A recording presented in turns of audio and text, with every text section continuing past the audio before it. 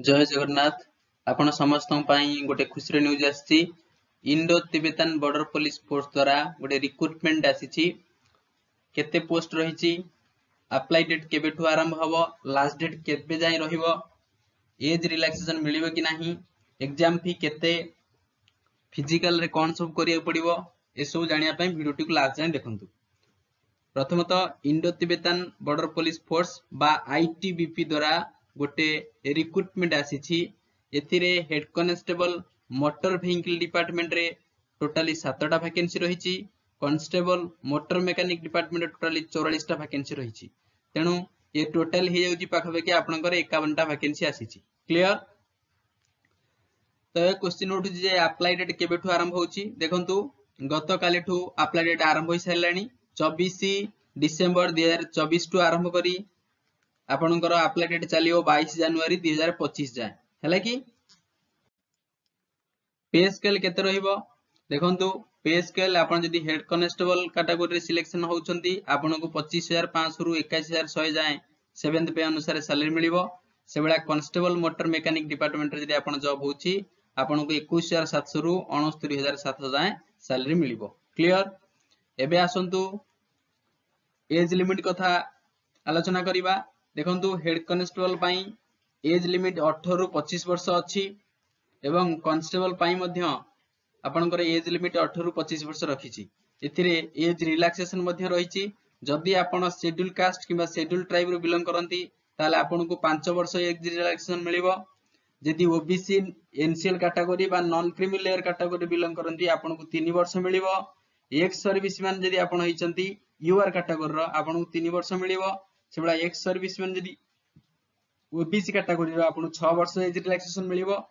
जदि ex serviceman आपण SC किबा एसटी कैटेगरी रो अछंती ताले आपनको 8 वर्ष एज रिलैक्सेशन मिलि परिबो क्लियर ता माने 25 वर्ष रे एति सब आपण ऐड कर देबे क्लियर।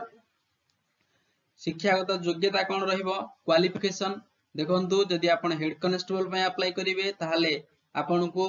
10th सहित +2 पास करिथिबा दरकार एवं जदि कांस्टेबल पय अप्लाई करिवे ओनली 10th किंबा जदि आपण आईटीआई करिसेंती कोनोसी गोटे रिकॉग्नाइज्ड यूनिवर्सिटी रु बा बोर्ड रु ताहाले आपण योग्य अटंती ओके।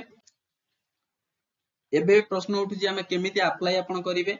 अप्लाई करिया पई आईटीबीपी रो ऑफिशियल वेबसाइट को आपण विजिट करिया पड़िबो https://recruitment.itbppolice.nic.in एटा को आपण टाइप कला परे जे कोनसी ब्राउज़र रे आपनकर ऑफिशियल विंडोटा खोली जिवो तापरे अप्लाई करिवे जदि आपण अप्लाई करि पारि नहांती वेट करंतु अप्लाई रे वीडियो बहुत जल्दी भी अपलोड हबो। एग्जाम फी केते रहिबो देखंतु जदि आपण अनरिजर्व कैटेगरी रहले किबा अदर बैकवर्ड क्लासेस ओबीसी हेले किबा economical weaker section EWS category रहले आपनको 100 टका पेमेंट करिया पड़िबो एग्जाम पई आउ जदि आपण एससी किबा एसटी किबा एक्स सर्विसमैन कैटेगरी आछंती ताहाले आपण कोनोसी पेमेंट दबा को पड़िबो नाही क्लियर। एबे क्वेश्चन उठु जे सिलेक्शन केमथि हबो देखंतु सिलेक्शन पई टोटली आपनकर 5टा स्टेप रहिछि प्रथम स्टेप से माने प्रथमे एग्जाम होबनी प्रथमे आपनको पीटी पई डाकिबे फिजिकल एफिशिएंसी टेस्ट हो एथिरे आपनको 1.6 किलोमीटर बा 1600 मीटर गोटे रनिंग मारिया पड़िबो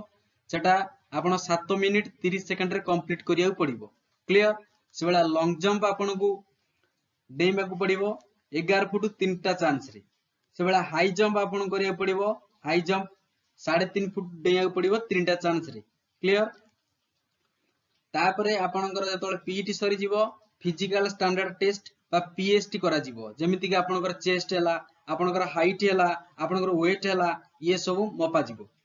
आ परे थर्ड टाइम हो डॉक्यूमेंट वेरिफिकेशन हबो हैला कि ये दीटा पीटी हैला परे पीएसटी हैला परे डॉक्यूमेंट वेरिफिकेशन पई हम डका जिवो आपनकर 10 सर्टिफिकेट +2 सर्टिफिकेट किबा आपन आईटीआई जति करतन ताकू देखा जिवो तापरे आपनकर गोटे रिटन एग्जामिनेशन हबो हैला कि रिटन एग्जामिनेशन आपन पास कले 50 मार्क गोटे प्रैक्टिकल स्किल टेस्ट देबे एटा क्वालिफाइंग रहिबो हैला कि आपण जदि practical skill test to qualify करछंती ताहाले आपनकर फाइनल राउंड आपण कोन हले ना पास करि गले आपण एबे जॉब पाया पई योग्य होई गले क्लियर। तो ये थिला आपनकर आईटीबीपी तरफ रु